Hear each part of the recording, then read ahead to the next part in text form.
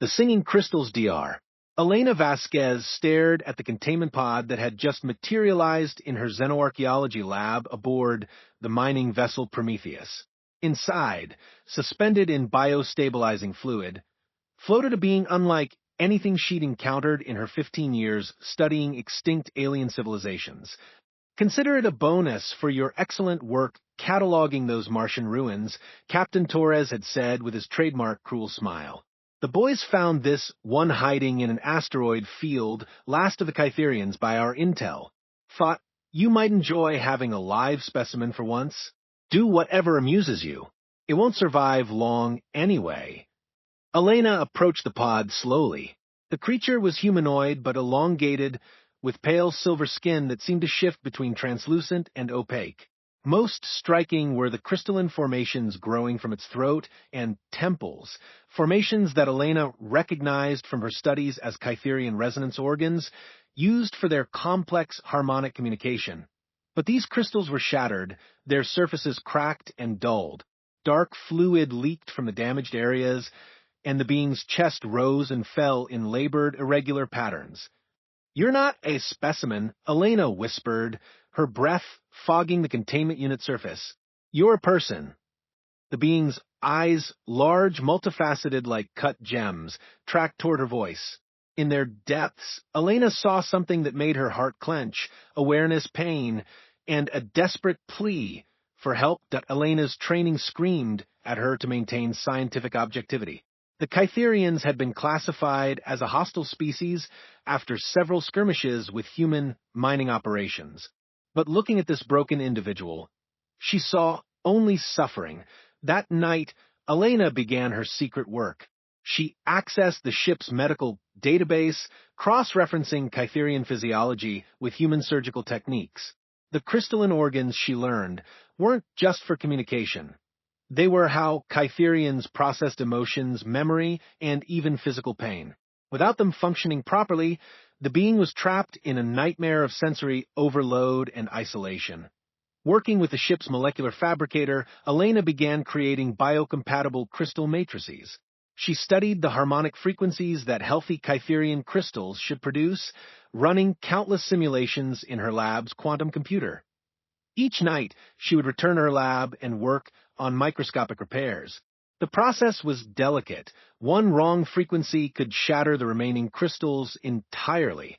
The Kytherian, whom Elena had begun thinking of as resonance, would tremble as she worked, their breathing becoming more regular with each successful repair.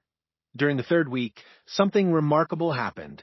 As Elena carefully installed a newly grown crystal fragment, Resonance's throat began to emit a soft melodic hum. The sound was hauntingly beautiful, like wind chimes made of starlight. "You're singing," Elena breathed, tears streaming down her face. Resonance's eyes focused on her with new clarity. They raised one elongated hand and pressed it against the containment unit's interior wall. When Elena placed her hand opposite theirs, the humming intensified, creating harmonics that seemed to resonate in her bones. Elena began humming along, matching the alien's frequency. Resonance's remaining crystals flared with soft light, and suddenly Elena understood. They were sharing not just sound, but emotion, gratitude, hope, and something deeper, recognition of kinship across species. "You understand loneliness too," Elena whispered. "We're both far from home."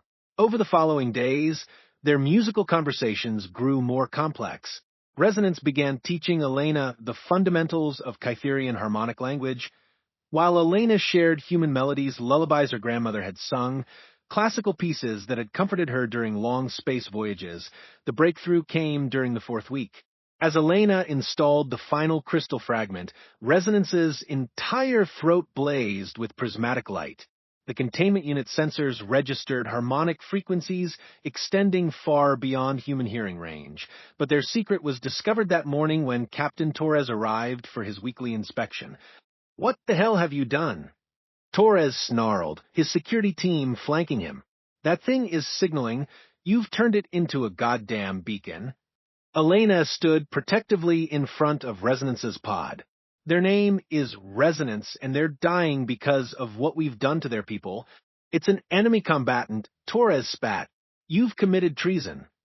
I've committed healing, Elena replied firmly. They're not our enemy. They're refugees fleeing the destruction of their homeworld. We've been attacking survivors. Torres raised his plasma rifle. Step aside, Doctor. Elena didn't move. Behind her, Resonance's crystals sang out in a complex harmony that seemed to fill the entire ship. The sound was indescribably beautiful, conveying loss, hope, and an urgent message. They're not calling for war, Elena said, understanding flooding through her. They're calling for peace. They're telling their people that not all humans are monsters. The stun blast hit Elena in the chest, sending her crashing to the floor. As darkness closed in, she saw Resonance's form glowing brighter than ever, their repaired crystals creating a symphony of light and sound that echoed through the ship's hull.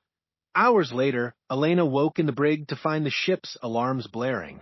Through the porthole, she could see lights approaching a Kytherian vessel, its hull decorated with the same crystalline formations that adorned Resonance's body.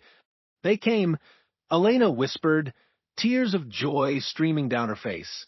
They heard the song. The ship's intercom crackled to life. This is the Kytherian vessel Harmony's Edge. We seek peaceful dialogue with the humans who healed our child. We offer medical aid and cultural exchange. Elena pressed her face to the porthole, watching the alien ship's lights pulse in rhythm with melodies she now recognized as joy, gratitude, and hope. Whatever happened next, she had chosen to heal rather than harm. In a universe often defined by fear and violence, that choice had created something beautiful. The possibility of understanding across the vast darkness between stars. Through the harmonic vibrations still echoing through the ship's hull, Elena could hear Resonance singing. Not alone anymore, but as part of a greater chorus, bridging two species with the universal language of compassion.